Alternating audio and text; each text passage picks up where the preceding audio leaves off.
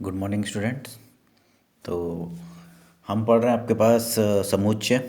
समुच्चय में हमने अब तक इसका प्रकार और आपके पास प्रकारों में उपसमुच्चय पढ़ा आपने। तो उसके बाद यूनिवर्सल सेट पढ़ा था आपने और आपके पास असंयुक्त समुच्चय भी पढ़ा। ठीक, आज हम पढ़ रहे हैं आपके पास वेन डायग्राम यानी वेन आरेख आपके पास। ठीक, तो इसके अतिरिक्त हम इसको आज के वीडियो में आपको बड़ा बताने वाला हूं। आपके पास ऑपरेशंस यानी आपके पास जो संक्रियाएं आपके पास समुच्चय पे लगती हैं उनके बारे में बताने वाला हूं आपके पास। ठीक, तो हम शुरुआत कर रहे हैं आपके पास वेन डायग्राम सबके पास यानी वेन आरेख के द्वारा। ठीक, तो देखिए वेन डायग्राम में क्या आपके पास, तो समुच्चय को निरूपित करने के लिए हम एक डायग्राम का यूज़ करते हैं जिसे हम वेन डायग्राम कहते हैं। वेन डायग्राम इसलिए इसका नाम पड़ा है क्योंकि एक इंग्लिश आपके पास लॉजिशियन था आपके पास, यानी आपके पास तर्कशास्त्री थे जॉन वेन। सबसे पहले उन्होंने इस आरेख का यूज़ किया है, इसलिए हम है ना उन्हीं के नाम पर इसको कहते हैं वेन आरेख। ठीक, तो सिंपल सा आपके पास है। तो वेन आरेख के अंतर्गत हम क्या करते हैं, जो यूनिवर्सल सेट यानी जो सार्वत्रिक समुच्चय है उसको हम है ना हमेशा रेक्टेंगल के मदद से यूज़ करने वाले क्वेश्चन। तो हम क्या करेंगे, सार्वत्रिक समुच्चय और उसके उप समुच्चय को निरूपित करेंगे किसके द्वारा, आपके पास रेक्टेंगुलर फिगर या क्लोज्ड फिगर के द्वारा निरूपित करते हैं। यहाँ पर हम क्या करेंगे, समुच्चयों को हमेशा क्लोज्ड फिगर के द्वारा यूज़ किया जाता है आपके पास। जैसे हम यूनिवर्सल सेट यानी सार्वत्रिक समुच्चय, जो यूनिवर्सल सेट है यू, इसको निरूपित किया जाता है रेक्टेंगल के द्वारा। किसके द्वारा, रेक्टेंगल के द्वारा निरूपित किया जाएगा। ठीक, और जो इसके उपसमुच्चय होंगे, जो इसके सबसेट्स होंगे, जो यूनिवर्सल सेट के जो सबसेट्स होंगे उनको हम निरूपित करेंगे आपके पास किसी क्लोज्ड फिगर के द्वारा। किसी द्वारा, closed figure may be circle.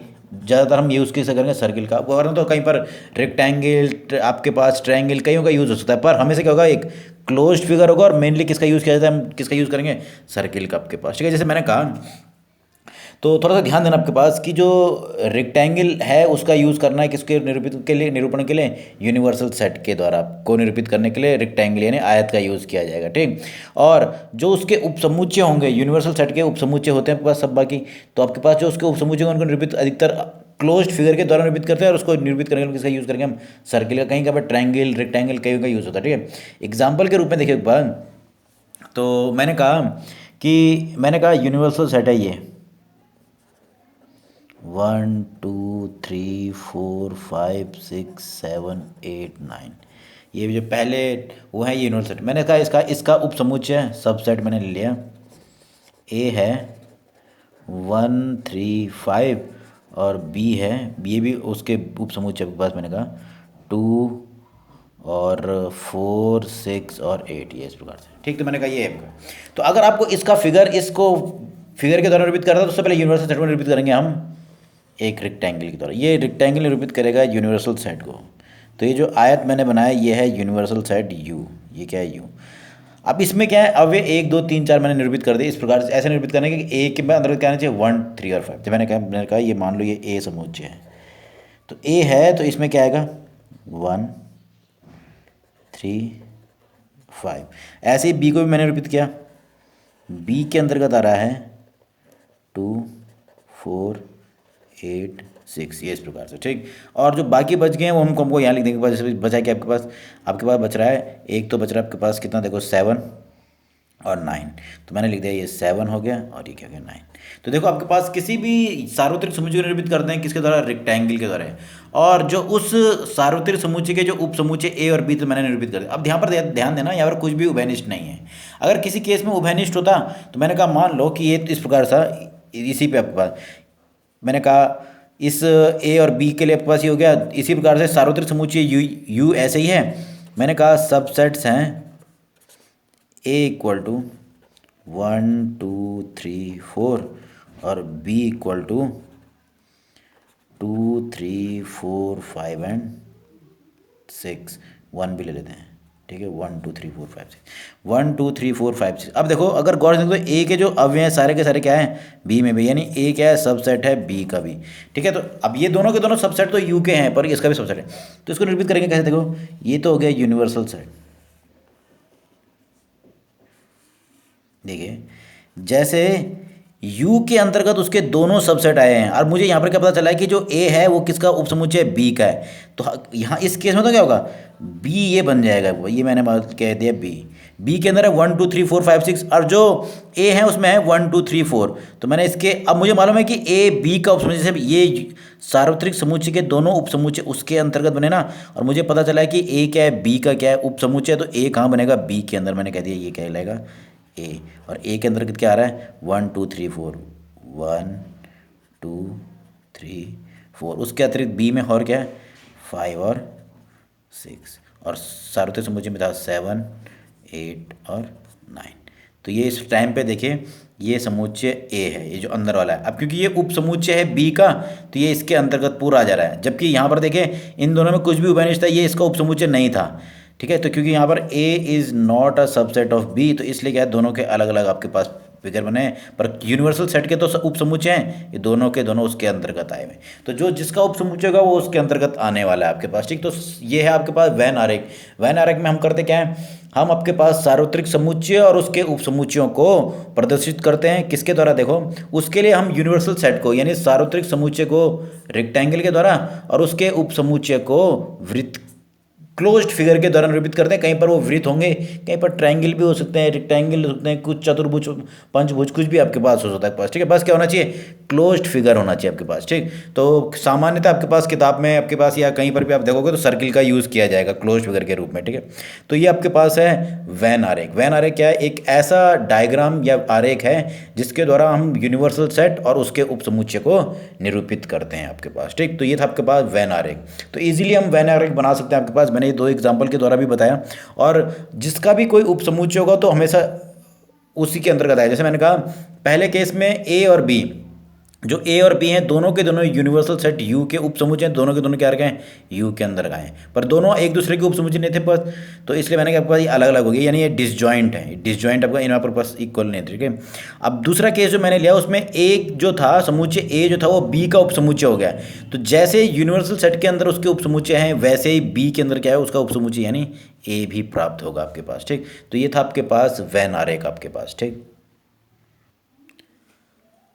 अब मैं आपको बता रहा हूँ आपके पास समुच्चयों पे लगने वाली जो संक्रियाएं होती है, संक्रियाएं हमने अंक ये यानी आपके पास अर्थमेटिक में भी पढ़ा है, उनका योग अंतर गुणा भाग ये सब हमने पढ़े हैं आपके पास। उस पर आधारित कुछ नियम आपके पास, चाहे वो क्रम विनिमयता का हो, सहचर्य का हो, डिस्ट्रीब्यूशन की हो आपके पास। तो हमने है ना ऑपरेशंस पहले भी पढ़े हैं मैथमेटिक्स में, वो मैथमेटिकल ऑपरेशंस में हम यहाँ पर समुच्चयों पर लगने वाली जो गणितीय संक्रियाएँ होंगी वो हम पढ़ने वाले हैं।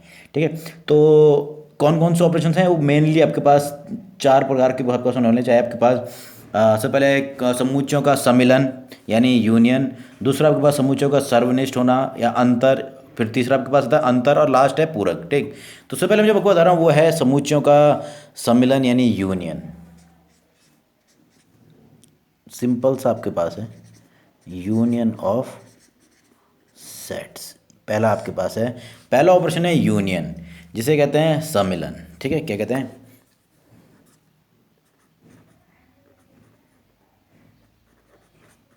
सम्मिलन, समुच्चयों का सम्मिलन। ठीक, नाम से जरा कि आपस में मिला लेना आपके पास। ठीक है, तो दो समुच्चय ए और बी आपके पास दिए हैं मान लो बस। ठीक है, let A and B are given sets, ये दिए हुए दो सेट हैं बस। ठीक है, तो इन दोनों के लिए ए यूनियन बी यानी ए का सम्मिलन बी के साथ निरूपित किया जाता है। देखो देन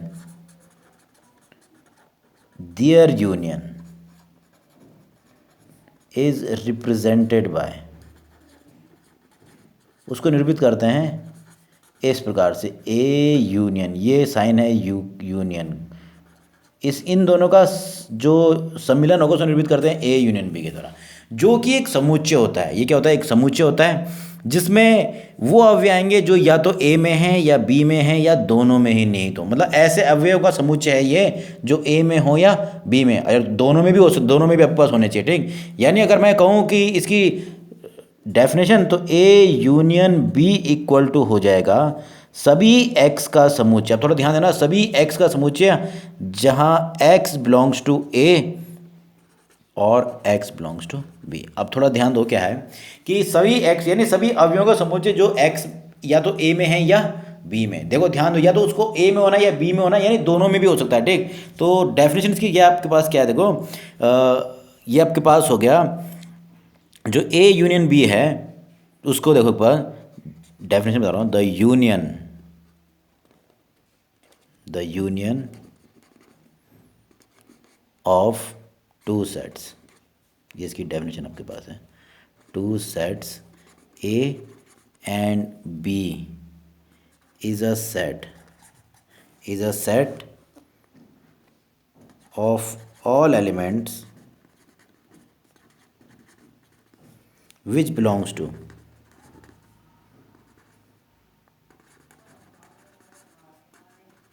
A और B और both A and B। अब थोड़ा ध्यान देना, ऐसे अवयवों का समुच्चय जो ए में है या बी में है या दोनों में ही आपके पास, ठीक है। तो ये इस प्रकार से उसको निरूपित कैसे करते हैं, ए यूनियन बी, ये इसकी डेफिनेशन आपके पास हो गई एक प्रकार से। ये इसकी क्या है, समुच्चय निर्माण रूप में मैंने लिख दिया आपके पास, ठीक। तो इसका क्योंकि हमने वैन आरेख पढ़ लिया तो मैं इसका वैन आरेख भी बता के रहा हूँ आपके पास। देखो वैन आरेख कैसे होगा इसका, ये इसका नोटेशन आपके पास है या सिंपली डेफिनेशन आपके पास, ठीक। तो मान लो अगर मैं ए यूनियन बी को निरूपित करना चाहता हूँ वैन आरेख के द्वारा, तो मान लो कि दो समुच्चय थे ए और बी जिनका सार्वत्रिक समुच्चय हो गया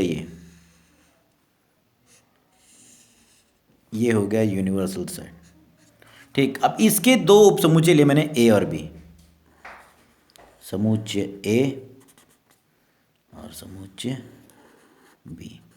तो अगर कहा जाता है कि ए यूनियन बी पता कीजिए, तो ए यूनियन बी ऐसे समुच्चय होगा जो जिसमें अवयव ए के होंगे या बी के होंगे या दोनों के आपके पास, ठीक है। देखो आपके पास क्या है कि set is a set of all elements which belongs to A और बी और बोथ ए एंड बी। तो ये पूरा का पूरा समुच्चय जिसको मैं शेड कर रहा हूँ, ये पूरा भाग क्या कहलाएगा, ये देखो पास जो मैंने जिनको ये ग्रीन से मैंने शेड किया, ये पूरा भाग जो आपके पास आ रहा है ए का बी का, ये कहलाता है आपके पास ए यूनियन बी। आपके पास इस प्रकार से ए यूनियन बी। एग्जाम्पल के रूप में मैंने कहा, अगर उदाहरण की बात करें तो मैंने कहा एग्जाम्पल देखें, इफ़ ए इक्वल टू है 1 2 3 और बी इक्वल टू है 2 3 4 एंड 5, और आपको कहा जाता है कि ए यूनियन बी निकालिए। तो ए यूनियन बी ऐसे अवयवों का समुच्चय होगा जो ए में हैं या बी में हैं या दोनों में। तो आपको क्या हो जाएगा, ये हो जाएगा 1 2 3। तो ये तो हो गया ए वाले अवयव। अब ऐसे जो दोनों में थे 2 3, तो 2 3 में पहले से आपको मालूम है समुच्चय के दौरान किसी भी अवयव की पुनरावृत्ति नहीं करते हैं। तो वन इसके जो पहले दो अवयव पहले से ए में आ चुके हैं तो उसको ऐसे रहने दें, फिर 4 और 5।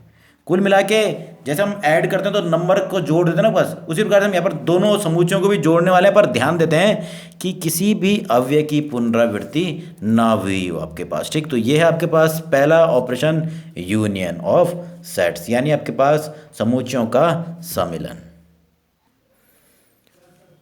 अब इसकी कुछ प्रॉपर्टीज़ आपके पास हैं, देखिए।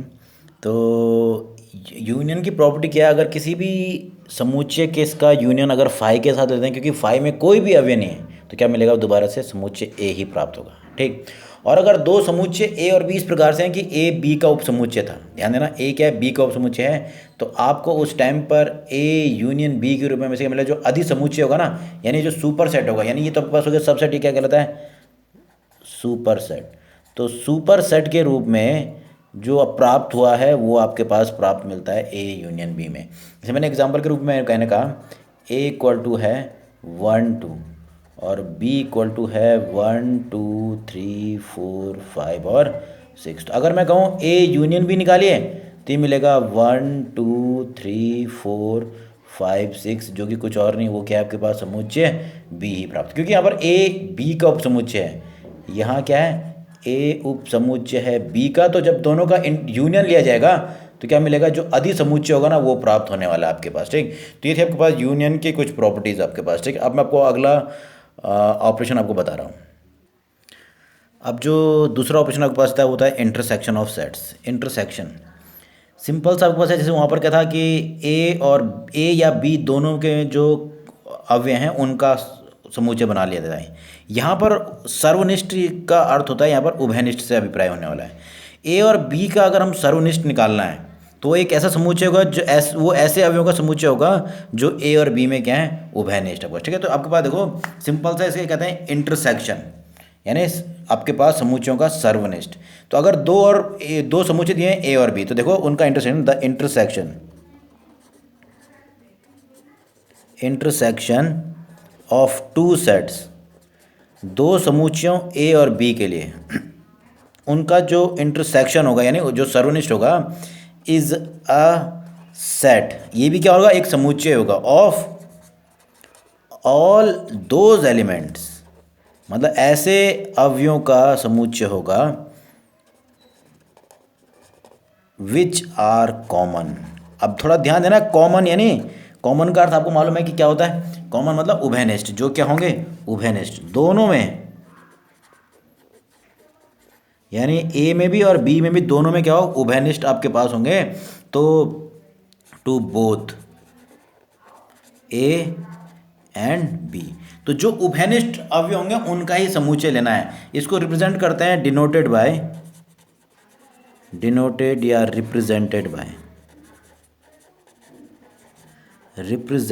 बाय ए, ये है साइन, यूनियन का ठीक उल्टा आपके पास होगा साइन आपके पास है, और ये क्या होगा, हमेशा एक समुच्चय होने वाला है ऐसे सभी एक्स का जहां x belongs to A and, अब थोड़ा ध्यान देना, एक्स ए में भी होना है और एक्स को और किस में होना है, बी में भी, दोनों में ही उभयनिष्ठ हो। अगर वो दोनों में नहीं होगा तो उसको हमको उसमें नहीं लेना आपके पास, ठीक। तो ये आपके पास है इंटरसेक्शन से एग्जाम्पल के रूप में मैंने कहा, एग्जाम्पल देखिए आपके पास, एग्जाम्पल में आपके पास मैंने कहा ए इक्वल टू है 1 2 3 और बी इक्वल टू है 2 3 4 एंड 5। अगर मैं कहूँ इंटरसेक्शन निकालिए, तो इंटरसेक्शन होगा वो भी समुच्चय होगा एस, केवल उन अवयवों का समुच्चय होगा जो दोनों में ही उभयनिष्ठ हैं। उभयनिष्ठ क्या क्या देखिए, एक इसमें कौन से दो अवयव हैं जो, कौन से अवयव हैं जो दोनों में हैं, एक है 2 और एक और 3, ये हो जाएगा आपके पास इंटरसेक्शन के रूप में एलिमेंट, ये हो गया ए इंटरसेक्शन बी आपके पास उसका, ये आपके पास, ठीक। तो ये हो गया ए और बी दो समुच्चय दिए हैं, तो इन दोनों का उभयनिष्ठ मैंने निकाल दिया आपके पास ये इस रूप में, ठीक। अब हम जरा इसका वैन आरेख भी देख लेंगे आपके पास। तो इंटरसेक्शन मतलब जो दोनों में उभयनिष्ठ आए, दो समुच्चय जो ए और बी हैं उनमें जब उभयनिष्ठ की बात करते हैं, तो जो दोनों में ही ऐसे अवयवों का समुच्चय होगा ए इंटरसेक्शन बी जो दोनों में ही उभयनिष्ठ होगा, ठीक है, यानी कॉमन आपके पास। तो जब इसका वैन आरेख बनाते हैं देखो एक बार, तो ये तो हो गया यूनिवर्सल सेट, जो अधिकतर हम वास्तविक संख्याओं का समुच्चय लेते हैं आपके पास नंबर सिस्टम के लिए, ठीक। मैंने कहा ये आपके पास है यूनिवर्सल सेट यू, ठीक। इसके दो उप समुच्चय हैं ए और बी, ये मैंने कहा ए और ये मैंने कह दिया बी। तो जब मैं इंटरसेक्शन को निरूपित करना चाहता हूँ तो मुझे वो भाग निरूपित करना पड़ेगा जो दोनों में ही उभयनिष्ठ है। तो आपको इस फिगर से पता चल रहा है कि ये दोनों उभयनिष्ठ वाला बदल होगा, ये वाला जो भाग है ये दोनों में क्या है, उभयनिष्ठ है, ये दोनों में ही कॉमन है ये वाला भाग। तो इस भाग को हम कहते हैं ए इंटरसेक्शन बी। ये ऐसा आपके पास समुच्चय होगा जिसमें वो अवयव आएंगे जो दोनों में ही उभयनिष्ठ आपके पास होने वाले हैं, ठीक। अच्छा, अब जरा देखते हैं आपके पास एक फिगर और मैं बता रहा हूँ आपके पास नोट के रूप में। देखिए, अगर मैंने कहा यूनिवर्सल सेट आपके पास ये है, ठीक, ये यूनिवर्सल सेट है यू, और इस पर आधारित मैंने आपके पास दो समुच्चय लिए इस प्रकार से, समुच्चय ए, समुच्चय बी। और मैं अगर आपसे जानना चाहूँ कि भाई इस टाइम पर इन दोनों में उभयनिष्ठ क्या है, तो फिगर से मुझे क्या पता चल रहा है कि इसमें इन दोनों में तो कुछ भी उभयनिष्ठ नहीं है, तो यानी बस इस टाइम पर ए इंटरसेक्शन में कुछ भी उभयनिष्ठ तो क्या हो जा रहा है, जीरो। अब क्योंकि ये तो समुच्चय निरूपित करता है, ये समुच्चय निरूपित करता है, मुझे मालूम है कि ए इंटरसेक्शन भी एक ऐसा समुच्चय होता है जो ऐसे अवयवों का समुच्चय होता है जो दोनों में ए और बी दोनों में उभयनिष्ठ है। तो मैं इसको जीरो नहीं लिखूंगा, मैं इसलिए लिखूंगा 5, क्या कहूँगा 5। तो अगर आपके पास कहीं पर A intersection B equal to 5 प्राप्त हुआ है तो इस टाइम पर ये दो समुच्चय कहलाते हैं डिसजॉइंट सेट। आपने पढ़ा था इससे पहले भी असंयुक्त समुच्चय, तो ये हैं आपके पास डिसजॉइंट सेट्स। अगर दो समुच्चयों के लिए उनका इंटरसेक्शन 5 प्राप्त हो रहा है तो वो कहलाता है आपके पास क्या, असंयुक्त समुच्चय। ये मैंने आपको थोड़ी सी परिभाषा पहले भी बताई थी, यहाँ पर भी आपके पास हो गया, ये हो गया असंयुक्त समुच्चय। तो ये आपके पास है दो समुच्चयों के लिए उनका आपके पास इंटरसेक्शन। ऐसा समुच्चय होता है जो आपके पास उन अवयवों का समुच्चय होगा जो दोनों में ही क्या हो, उभयनिष्ठ आपके पास। एग्जाम्पल मैंने आपको कराया आपके पास, ठीक। इसी कुछ प्रॉपर्टीज देखिए आपके पास, कुछ प्रॉपर्टीज थोड़ा सा ध्यान देना आपको ना। पहला केस, अगर मैं ए इंटरसेक्शन फाई लूँ, अगर मैं एक समुच्चय ए है और फाई के साथ में इंटरसेक्शन लेता हूँ तो मुझे क्या मिलेगा। अब क्योंकि फाई में तो कुछ भी अवयव नहीं होते हैं, इसमें भी बस, तो इस टाइम पे क्या मिलेगा, हमेशा फाई ही प्राप्त होने वाला। उससे जबकि इससे पहले वाले केस में क्या होता है, जब हम ए यूनियन फाई ले रहे थे ना, तो आपको क्या प्राप्त हो रहा था, आपको ए प्राप्त हो रहा था। तो इस टाइम पर आपके पास क्या मिलता है, हमेशा फाई। दूसरी property, if A is a subset of B then, अगर ए बी का उपसमुच्चय है तो क्या मिलेगा, तो ए इंटरसेक्शन बी के रूप में। अब देखो उस टाइम पर जब यूनियन कह रहे थे तो हमको बी प्राप्त हो रहा था, अगर ए बी का उपसमुच्चय है तो मुझे क्या प्राप्त होगा, मुझे प्राप्त होगा केवल ए प्राप्त हो जाएगा। क्या प्राप्त होगा, उसको वैन आरेख से भी समझा सकते। देखो देखिए, ये है आपके पास यूनिवर्सल सेट, और मैंने कहा ये था समुच्चय बी, और इसका उपसमुच्चय तो क्या बनेगा, इसके अंतर्गत बन गया, ये अब बन गया एक क्लोज्ड फिगर के रूप में समुच्चय ए। अगर मैं कहूँ इन दोनों में उभयनिष्ठ क्या है, ए और बी में उभयनिष्ठ क्या है, तो मुझे मालूम है क्योंकि ए क्या है, बी का उपसमुच्चय था, तो इसलिए पूरा का पूरा समुच्चय जो ए था वो क्या कहलाएगा, इसका उपसमुच्चय कहलाएगा। यानी बस क्योंकि उसका उपसमुच्चय था तो इन दोनों में उभयनिष्ठ क्या मिल रहा है, पूरा का पूरा ए प्राप्त हो रहा है। जबकि यूनियन के केस में क्या मिल रहा है, यहाँ पर आपको मिलता है सबसेट, यहाँ पर क्या प्राप्त होता है, सबसेट। जबकि यूनियन के केस में क्या मिल रहा था, आपको सुपर सेट प्राप्त हो रहा था, ठीक। तो ये आपके पास दूसरा ऑपरेशन आपके पास इंटरसेक्शन। तो पहला था आपके पास यूनियन, जिसमें क्या करेंगे, हम ऐसे अवयवों का समुच्चय बनाएंगे जहाँ जो ए में हो या बी में, दोनों में भी आपके पास होते हैं, ठीक है। दूसरा आपके पास आया इंटरसेक्शन, जिसमें क्या आएंगे, केवल वो अवयव आएंगे जो क्या है, दोनों में ही उभयनिष्ठ हों आपके पास, ठीक। तो पहला ऑपरेशन यूनियन, दूसरा इंटरसेक्शन। अब मैं आपको बताऊंगा डिफरेंस, यानी अंतर आपके पास। अब आपके पास आता है दो समुच्चयों का अंतर आपके पास, ठीक। तो अगला जो ऑपरेशन है वो है अंतर। तो रिप्रेजेंटेशन माइनस के द्वारा ही है अंतर, जैसे हमने इससे पहले के पास, ठीक है। तो इसको डिनोट करेंगे ए माइनस बी द्वारा है, अगर ए का अंतर बी से निकालो, ठीक है। तो मान लो कि दो समुच्चय ए और बी हैं, तो अंतर जो होगा वो भी, जब हम अंतर को निरूपित, जैसे हमने यूनियन और इंटरसेक्शन को निरूपित किया वो समुच्चय के रूप में, यहाँ पर भी समुच्चय के रूप में ही होने वाला है। देखो अगर मैंने कहा for two sets, sets A and B, A और बी के लिए, अगर मैंने कहा ए माइनस बी, ये है ए का अंतर बी से, तो ये बताओ क्या होगा, ये होगा समुच्चय सभी एक्स का समुच्चय जहाँ एक्स क्या होना चाहिए, ए में हो, ए माइनस बी में बताओ क्या होगा, but x does not belongs to B. थोड़ा ध्यान देना, अगर ए माइनस बी निकाला तो ये एक ऐसा समुच्चय होगा जो ऐसा समुच्चय होगा उन अवयवों का जो ए में है किंतु बी में नहीं है। थोड़ा ध्यान देना, अगर ए माइनस बी है तो सभी एक्स का समुच्चय जहाँ एक्स, यानी सभी ऐसे अवयवों का समुच्चय जो ए में है किंतु बी में नहीं है, ठीक। और अगर मैं अंतर निकालूं बी माइनस ए, तो डेफिनेशन भी ठीक उल्टी हो जाएगी, हो जाएगा सभी एक्स का समुच्चय, यानी सभी ऐसे अवयवों का समुच्चय जहाँ x belongs to B but x does not belongs to A में ना हो, ठीक। तो इस प्रकार से आपके पास है, ये है डिफरेंस। अब समुच्चय की डेफिनेशन की बात करें तो इसकी डेफिनेशन क्या होने वाली है, डेफिनेशन हो जाएगी कि the difference of two sets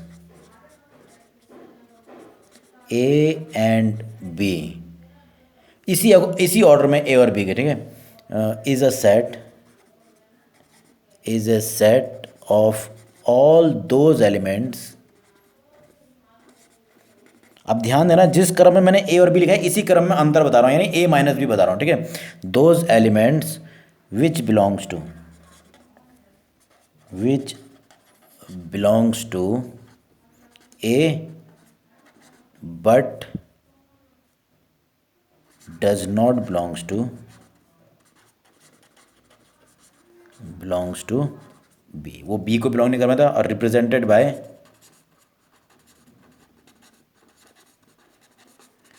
A minus B. मैं डेफिनेशन ए माइनस बी के हिसाब से लिखाया है, पहले जो ए बी है ना उसी के हिसाब से। तो ऐसे अवयवों का समुच्चय जो ए में है किंतु बी में नहीं है आपके पास, वो क्या लगेगा ए माइनस बी, और बी माइनस ए होता तो ऐसे अवयवों का समुच्चय जो बी में है किंतु ए में नहीं है आपके पास। अब जब इसका वैन आरेख बनाते तो वो इजीली हमको पता चलता है। देखो एक बार देखिए, अभी मैं डिसजॉइंट सेट के लिए नहीं बताऊंगा, ठीक है। ये यूनिवर्सल सेट मैंने मान लिया, ये यूनिवर्सल सेट है, ठीक है। ये है यू, यूनिवर्सल सेट रेक्टेंगल की तरह। इसके दो समुच्चय मैंने लिए ए एंड बी, मैंने कहा ये है ए और ये हो गया बी, ये समुच्चय बी है और ये है।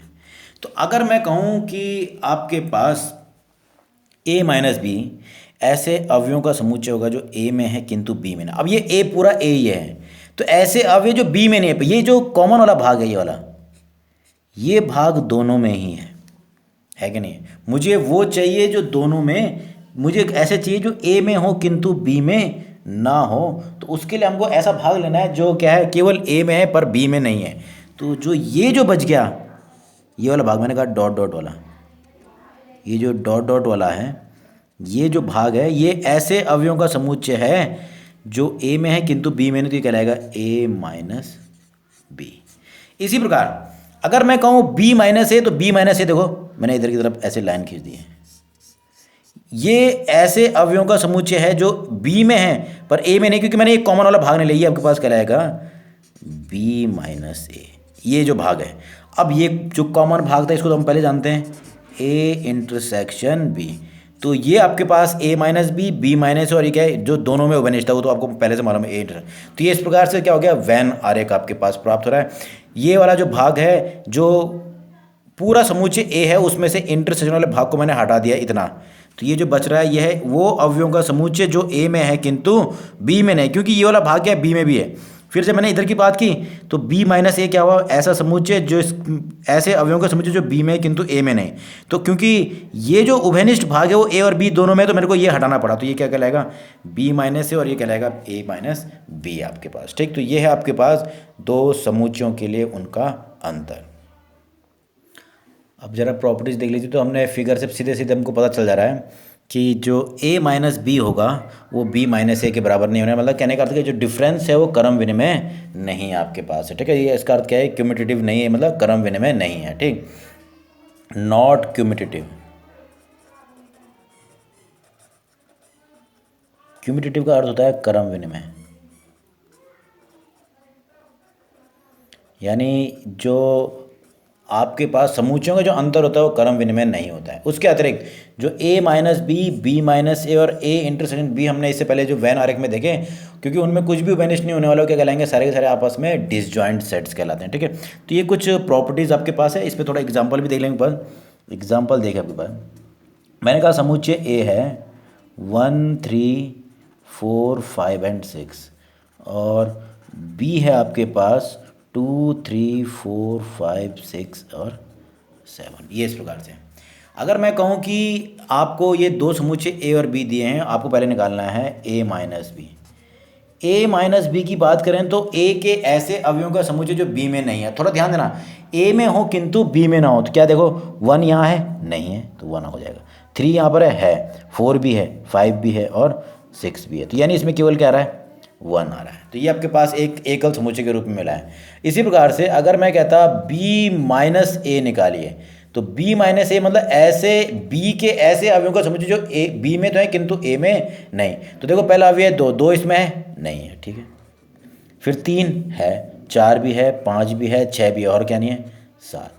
तो ये आपके पास निकल गया a माइनस बी और b माइनस ए। तो ये आपके पास है दो समुच्चयों का अंतर। तो आपको इजीली हम अगर अंतर करने के लिए कहेंगे तो आप निकाल सकते हो। अगर a माइनस बी निकालना है तो a के ऐसे अवयवों का समुच्चय जो a में है किंतु b में नहीं, और b माइनस ए में b में है किंतु a में नहीं आपके पास, ठीक। तो ये आपके पास है ऑपरेशन अंतर, a माइनस बी या b माइनस ए कुछ भी, ठीक। इसके बाद मैं आपको बताऊंगा लास्ट जो ऑपरेशन आपके पास है वो है समुच्चय का पूरक। अब जो आपके पास ऑपरेशन आ रहा है वो है किसी समुच्चय का पूरक। सिंपल सा आपके पास टॉपिक है, पूरक आपके पास किसी एक समुच्चय का ही होने वाला है, ठीक।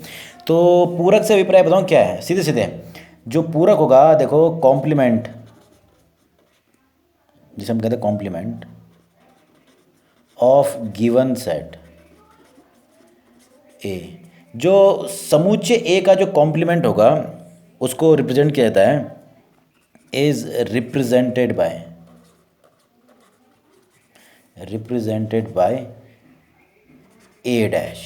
किसे रिप्रेजेंट करता है? ये इक्वल टू होता है, हमेशा ध्यान देना, ए डैश इक्वल टू होता है यूनिवर्सल सेट माइनस ए, यानी ऐसे एक्स का समुच्चय जो सार्वत्रिक समुच्चय में हो किंतु but x does not belongs to A. ये इस प्रकार से समुच्चय का पूरक आपके पास हो गया। अगर यूनिवर्सल सेट यू है तो उसमें से माइनस कर दिया जाएगा ए को, तो ए पूरक को निरूपित करते हैं ए डैश के द्वारा, और ये आपके पास की परिभाषा भी आपके पास हो गई, यानी ऐसे अवयवों का समुच्चय जो सार्वत्रिक समुच्चय में है किंतु ए में नहीं है आपके पास। तो उसका वेन आरेख भी देख लीजिए, आपका सिंपल सा आपके पास होगा वेन आरेख भी।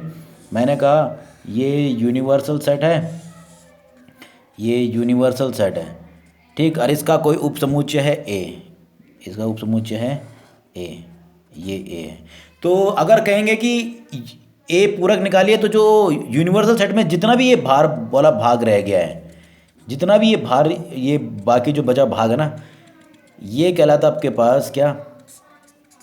ए डैश, यानी ए का पूरा का जो इक्वल टू क्या होता है यू माइनस ए के द्वारा निरूपित किया। सिंपल सा, इसको हम इजीली कर सकते हैं क्वेश्चन के माध्यम से। मैंने कहा एग्जाम्पल के रूप में मैंने कहा मान लो इफ़ ए इक्वल टू है 1 3 एंड 5 और यूनिवर्सल सेट होना अनिवार्य है, यूनिवर्सल परिभाषित होना चाहिए, हो जाएगा। मैंने कहा 1 2 3 4 5 6 7 8 और 9।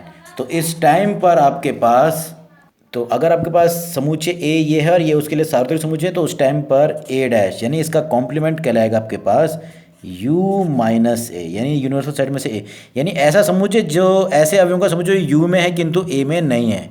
तो क्योंकि ए में 1 3 5 है तो बाकी क्या बच गया 2 4 6 7 8 और 9। तो ये आपके पास हो गया आपके पास किसी समुच्चय का पूरक आपके पास, ठीक। तो इसकी कुछ प्रॉपर्टीज़ होंगी, तो प्रॉपर्टीज सिंपल सी हैं। देखिए, अगर मैं कहूँ यूनिवर्सल सेट का पूरक निकाले तो क्या मिलेगा?